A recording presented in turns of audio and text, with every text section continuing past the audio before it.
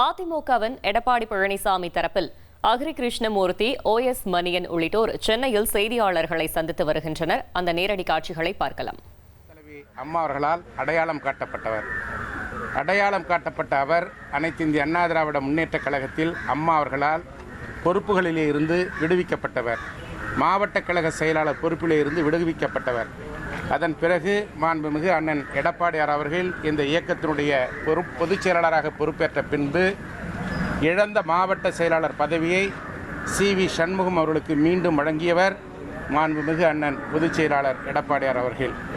மீண்டும் அவருக்கு மாண்புமிகு அம்மா அவர்களால் வழங்கப்பட்ட சட்டத்துறை, சிறைச்சாலைத்துறை அமைச்சராக பணியாற்றி கொண்டிருந்தார்.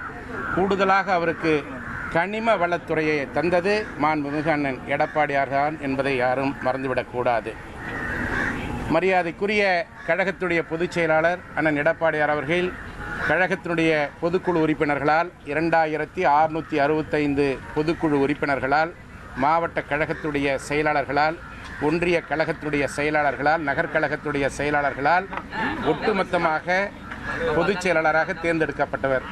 மீண்டும் கழகத்தினுடைய 2,16,00,000 கழகத்தினுடைய தொண்டர்களால் ஒருமனதாக இயக்கத்தினுடைய பொதுச் செயலாளராக ஒருமனதாக தேர்ந்தெடுக்கப்பட்டவர். பொதுச் செயலாளராக தேர்ந்தெடுக்கப்பட்டதற்கு பின்னால் 2021ஆம் ஆண்டு நடைபெற்ற சட்டமன்ற தேர்தலில் திரு CV சண்முகம் அவர்களுக்கு விழுப்புரம் தொகுதியிலே இரட்டை இலை சின்னத்தின் சார்பிலே போட்டியிடுவதற்கான வாய்ப்பினை தந்தவர் மாண்புமிகு அண்ணன் எடப்பாடியார் அவர்கள். அதேபோல விழுப்புரம் மாவட்டத்தில் இருக்கின்ற 6 சட்டமன்ற தொகுதிகளுக்கும் அவரால் பரிந்துரை செய்யப்பட்ட வேட்பாளர்களுக்குத்தான் மாண்புமிகு கழகத்துடைய பொதுச் செயலாளர் அண்ணன் எடப்பாடியார் அவர்கள் தேர்தலிலே போட்டியிடுவதற்கான வாய்ப்பினை தந்தார்கள். அந்த தேர்தலில் CV சண்முகம் உட்பட கழகத்தின் சார்பிலே போட்டியிட்டவர்கள் வெற்றி வாய்ப்பினை இழந்தார்கள். 2021ஆம் ஆண்டு தேர்தலிலே வெற்றி வாய்ப்பை இழந்த பின் நாடாளுமன்ற மேலவைக்கான தேர்தல் அப்பொழுது வந்தது. 30/6/2022 மீண்டும் நாடாளுமன்ற மேலவையிலே போட்டியிடுவதற்கான வாய்ப்பினை பொதுச் செயலாளர் என்ற முறையிலே சட்டமன்ற தேர்தலிலே தோல்வியுற்ற திரு CV சண்முகம் அவர்கள் மீண்டும் வாய்ப்பினை கேட்டார்கள். அதுவும் வற்புறுத்தி கேட்டார்கள். நான் நாடாளுமன்ற மேலவை உறுப்பினராக பணியாற்றுவதற்கான வாய்ப்பினை தாருங்கள் என்று பொதுச் செயலாளர் என்ற முறையிலே அண்ணன் எடப்பாடியாரிடத்திலே அந்த வாய்ப்பினை கேட்டார்கள். அண்ணன் எடப்பாடியார் அவர்கள் பெருந்தன்மையாக 30/6/2022 நாடாளுமன்ற மேலவை உறுப்பினராக அவருக்கு பணியாற்ற வாய்ப்பினை தந்தார்கள். அந்த வாய்ப்பினையும் அவர் பெற்றுக்கொண்டார்கள். அந்த பதவி சுகத்தையும் அவர் அனுபவித்தார்கள்.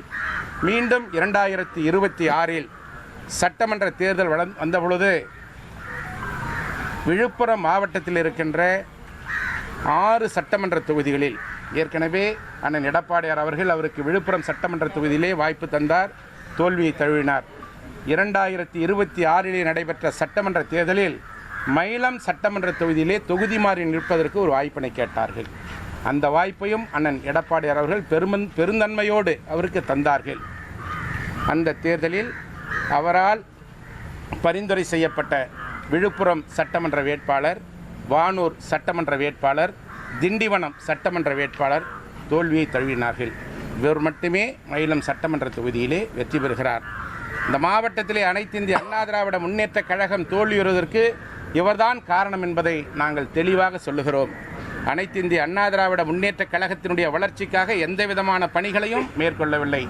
தன்னுடைய சுயநலத்திற்காக, சுய லாபத்திற்காக இன்றைக்கு யாரை எதிர்த்து நாம் தேர்தலிலே போட்டியிட்டோமோ அவர்களோடு இணைந்து அமைச்சர் பதவி என்ற சுகத்திற்காக இன்றைக்கு இந்த இயக்கத்தை அழித்து கொண்டிருக்கிறார் என்பதை நாங்கள் சுட்டிக்காட்ட கடமைப்பட்டிருக்கிறோம்.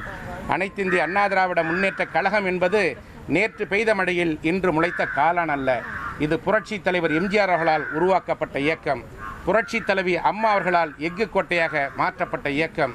இந்த இருவரும் தலைவர்களுடைய மறைவிற்கு பின்னால் அண்ணன் எடப்பாடியார் அவர்கள் இந்த இயக்கத்தினுடைய பொதுச் செயலாளராக ஏற்று மிக சிறப்பான முறையிலே கழகத்தினுடைய வளர்ச்சிக்காக, கழக தொண்டர்களுடைய பாதுகாப்பிற்காக சிறப்பான முறையிலே செயல்பட்டு கொண்டிருக்கிறார்.